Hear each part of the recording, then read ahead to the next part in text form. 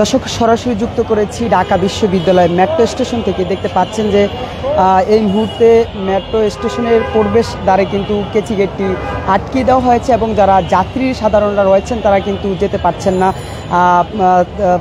Metro rail সাময়িক সময়ের জন্য বন্ধ থাকার কারণে। যদি একটু জানিয়ে রাখি, রাজধানীর ফার্মগেট এলাকায় মেট্রো রেল লাইনের বিয়ারিং প্লেট খুলে পড়ে আবুল কালাম নামে এক যুবক নিহত হয়েছেন কিছুক্ষণ আগে, মূলত যার ফলে কিন্তু সাময়িক সময়ের জন্য মেট্রো চলাচল বন্ধ রেখেছেন। এর কারণে ইতিমধ্যে এই যে মেট্রো স্টেশনগুলো রয়েছে, এই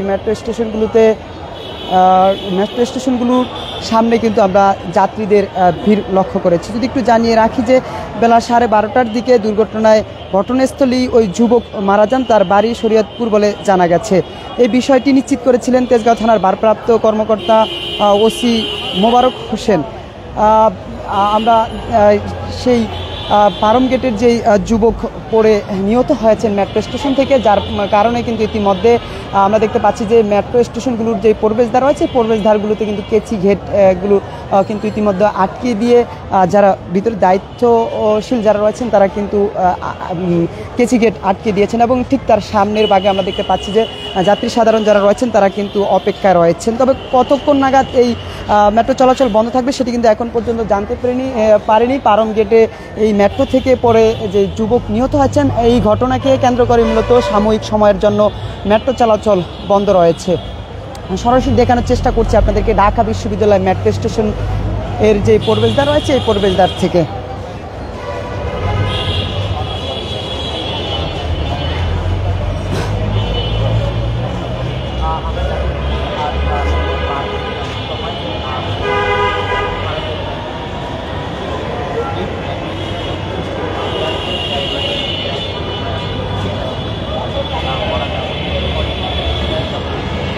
আমরা দেখতে পাচ্ছি যে মেট্রো স্টেশনে ঢাকা বিশ্ববিদ্যালয়ের যে মেট্রো স্টেশন রয়েছে, মেট্রো স্টেশনের প্রবেশদ্বারে কিন্তু ব্যাপক যাত্রীর উপস্থিতি। যদি আরেকটু জানিয়ে রাখি যে কিছুক্ষণ আগে মূলত ফার্মগেটে একজন যুবক মেট্রো স্টেশন থেকে পড়ে নিহত হয়েছেন, যার ফলে সাময়িক সময়ের জন্য মেট্রো চলাচল বন্ধ রয়েছে।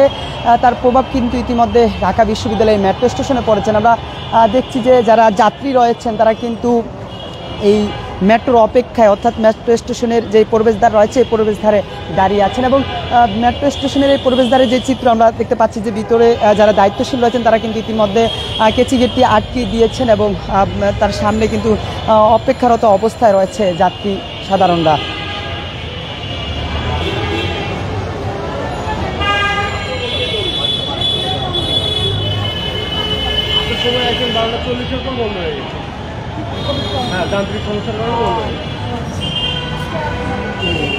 দর্শক, আমরা দেখতে পাচ্ছি যারা যাত্রী সাধারণরা রয়েছেন তারা কিন্তু এই মেট্রো স্টেশনে যারা দায়িত্বশীল রয়েছেন তাদের সঙ্গে কথা বলছেন এবং কি কারণে মেট্রো বন্ধ রয়েছে সেটি জানার চেষ্টা করছেন। যদি আপনাদেরকে একটু জানিয়ে রাখি যে কিছুক্ষণ আগে ফার্মগেট মেট্রো স্টেশন থেকে পড়ে একজন যুবক নিহত হয়েছেন, যার ফলে কিন্তু ইতিমধ্যে সাময়িক সময়ের জন্য মেট্রো চলাচল বন্ধ রেখেছেন।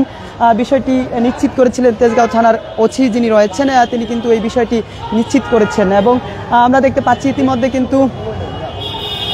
ইতিমধ্যে কিন্তু যাত্রী সাধারণ যারা রয়েছেন তারা কিন্তু যাতায়াতের জন্য এই ঢাকা বিশ্ববিদ্যালয় মেট্রো স্টেশনের সামনে অপেক্ষা করছেন। তবে আমরা এখন পর্যন্ত নিশ্চিত হতে পারিনি কতক্ষণ নাগাদ সময় লাগবে এই মেট্রো চলাচল স্বাভাবিক হতে।